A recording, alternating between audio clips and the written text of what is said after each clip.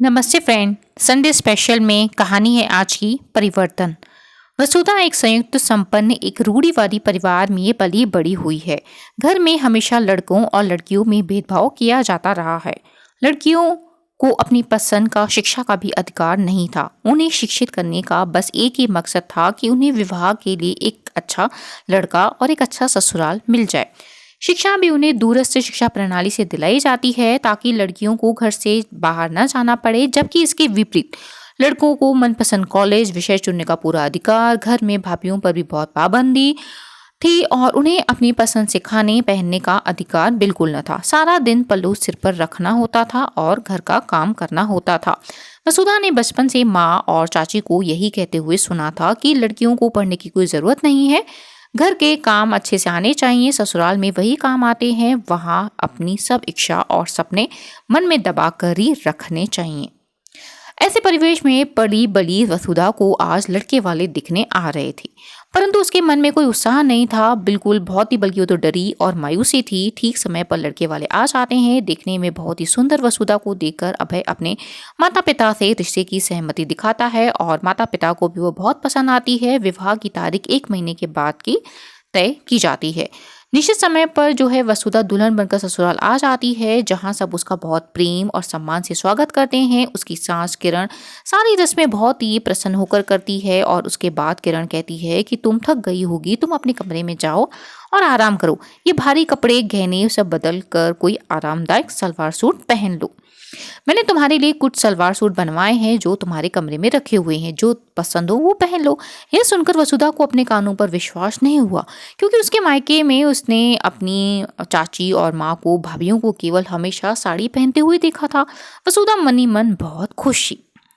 अगली सुबह वो जल्दी उठकर साड़ी पहनकर पल्लू सिर पर रखकर कमरे से बाहर आए तो उसकी सास किरण बैठी हुई चाय पी रही थी। उन्होंने कहा, बेटा इतनी जल्दी उठने की क्या जरूरत थी? शादी की तैयारी में तुम थक गई होगी, तो आराम करना भी जरूरी है ना, तुम्हें आराम चाहिए। अब ये तुम्हारा अपना घर है, इसलिए किसी भी औपचारिकता की कोई जरूरत नहीं है। जैसे तुम्हारा मन करे वैसे करो। मैं तुम्हें अपनी बेटी बनाकर लाई हूँ। हम माँ बेटी मिलकर बहुत मजे करेंगे। बेटी की जगह जो इस घर में खाली थी वो तुमने भर दी है।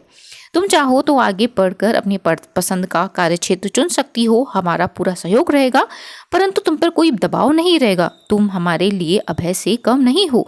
उसकी बातें सुनकर वसुधा के ससुर और पति भी बाहर आ गए। सबने मिलकर बैठकर चाय का आनंद लिया और ऐसे ससुराल देखकर वसुधा ने अपने भाग्य को सराहाया और मन ही मन भगवान को धन्यवाद भी किया। ससुराल का जो चित्र उसके मन पर अंकित था वह उसे धूमिल होता हुआ नजर आ रहा था।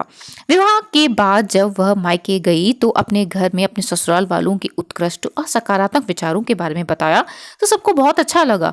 उसके घर वालों ने भी बदलने का निश्चय किया। ससुराल हमेशा हर स्त्री के लिए बंधन नहीं होता, बल्कि कुछ के लिए तो वह एक सुखद परिवर्तन होता है। उसके विचारों और मन को एक नई दिशा मिलती है, जो स्त्री के लिए एक नए जन्म के बराबर होता है। तो ये थी एक छोटी सी कहानी परिवर्तन, क्योंकि वसुधा जो है जिस माहौल में, जिस घर में पली थी, वहाँ जो है लड़के लड़की में भेदभाव किया जाता था। लड़कियों को कम शिक्षा और लड़कों को उच्च शिक्षा, और बहुओं को भी जो है हमेशा घूंघट में रहना होता था, सारा दिन घर के काम, और उनके हिसाब से लड़कियों को बस अच्छा काम आना चाहिए घर का, ताकि उनको ससुराल में ये काम आए। इसलिए वसुधा जो है ज़्यादा खुश नहीं थी अपनी शादी के समय, लेकिन शादी के बाद उसे ऐसा ससुराल मिला जहाँ उसे पूरी आज़ादी, पढ़ने लिखने की या फिर कुछ करने की पूरी आज़ादी, मान सम्मान, इसने सब कुछ मिला। इस तरह से वो जो है उस परिवर्तन से बहुत बहुत खुश थी। जो उसकी छवि थी उसके मन में कि भाई ससुराल ऐसा होता है, जो डर था वो पूरा धूमिल हो चुका था। वह अपने ससुराल से बहुत खुश थी। यानी कभी कभी जीवन में जो परिवर्तन होते हैं वो बहुत अच्छा होता है। तो अभी के लिए इतना ही। शुक्रिया फ्रेंड्स। तो ये थी छोटी सी कहानी परिवर्तन संडे स्पेशल में। संडे स्पेशल की ऐसे ही कहानियों का मजा लेते रहने के लिए चैनल को अवश्य सब्सक्राइब करें, वीडियो को लाइक करें, शेयर करें और अपने विचार भी अवश्य व्यक्त करें। अभी के लिए इतना ही। शुक्रिया। मिलते हैं फिर नेक्स्ट संडे स्पेशल में। कौन सी कहानी आपका इंतजार कर रही है। शुक्रिया।